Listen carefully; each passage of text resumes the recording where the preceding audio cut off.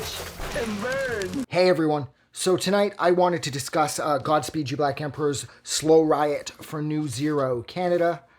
I don't know what that title is supposed to mean, but it sounds really hardcore and it's awesome. And if you didn't know Godspeed, you'd expect that record, going by the name, you'd expect the record to be incredibly fast and aggressive. Now, whereas this record is aggressive in a sense, it's not particularly fast. And it has no traditional song structure. And it's closer to classical music than anything else, but that's kind of like Godspeed's thing. Like they're not so much songs as they are movements.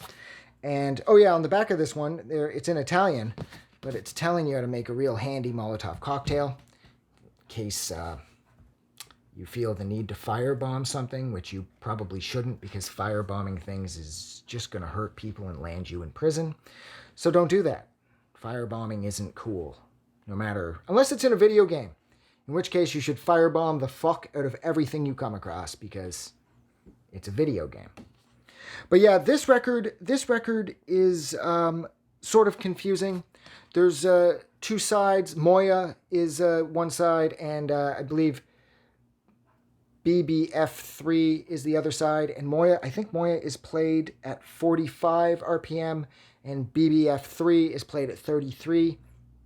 So you have to kind of pay attention to that. You can't be like just hanging out listening to this, flipping sides and not paying attention, because it's going to be slow or it's going to be incredibly fast, and it's going to be very apparent very quickly that you have the wrong speed selected. My favorite part about this album is BBF3, which stands for, I think it's Blaze Bailey Finnegan III, and that is the name of the gentleman that is being interviewed in the sample that's played predominantly through the first half of the record. And he's discussing his disdain for the American government, and he's talking about how he told the judge to go fuck himself when he had to go to court to pay a speeding ticket, and how he owns a bunch of guns. And the thing is, when, I've listened to this so many times, and every time I listen to it, it becomes a little more apparent that this guy may not be telling the truth. He's sort of got like the little man syndrome where, he feels insignificant. So naturally he has to talk about his gun collection because that makes him big. And he told the judge off in the judge's courtroom, and that makes him big. And I always kind of got the vibe that the guy was full of shit. And he reads a poem. And if you don't know what the poem's actually from, see, he claims that the poem is his.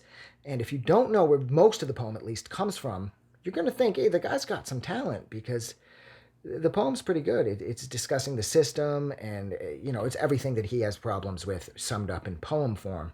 But of course, most of it's taken from the song Virus by Iron Maiden. And I'm personally not really into Iron Maiden, but I know the song Virus. I know the song Virus really well because a buddy of mine was really into the Blaze Bailey years. And yeah, the song was by Blaze Bailey when he was the vocalist, I believe, for Iron Maiden at the time. And that's where this Blaze Bailey Finnegan dude steals the majority of his poem from, is the song by Iron Maiden.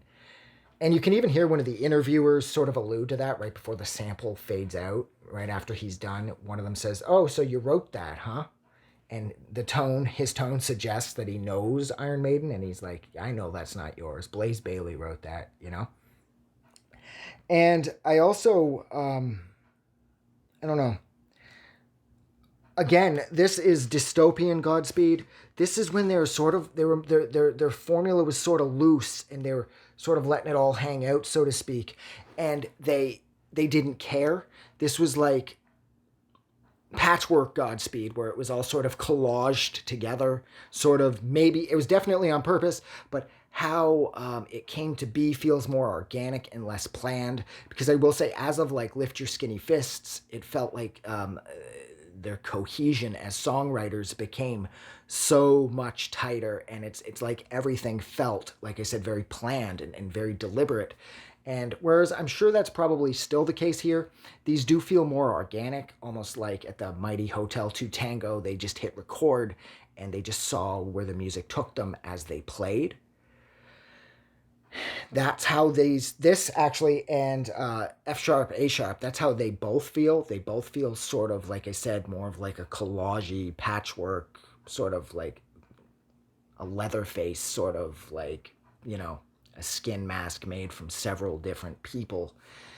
Whereas everything from Lift Your Skinny Fists Forward, they were just growing as incredibly strong songwriters and musicians and multi-instrumentalists, and it seems like there was more planning and there was more of a clarity to their vision. And whereas here they feel sort of young and rough and rugged, like they're just kind of tossing caution to the wind, and they're just kind of seeing where the music takes them as they play it and record it. That's what I love about this era of Godspeed. It's almost like they lost it very quickly for the, like I said, the more structured, more like honed sound as of Lift Your Skinny Fists Forward. And there's nothing wrong with that, but I wish there was at least one more EP from this era that was out. And because I love how bleak these albums are, and this record in particular, and I love how negative the vibe is, and I love this is like dystopian Godspeed. I love that about this era. It's just so pure and so raw. But yeah, so look, I'm going to go. Thank you so much for sitting with me while I discussed Godspeed You Black Emperor's Slow Riot for new Zero Kanada. If you like this review, don't forget to do something nice for somebody, and I will see you guys soon, so have a good night. I just wanted to say thank you for making it through the entire video. I really appreciate it. And I'm going to remind everyone one more time, even though I've probably already done this in the video that you just watched, to please click the like button as well as the subscribe button because it helps this channel grow. And thank you for hitting like and subscribe, and we will see you guys really soon.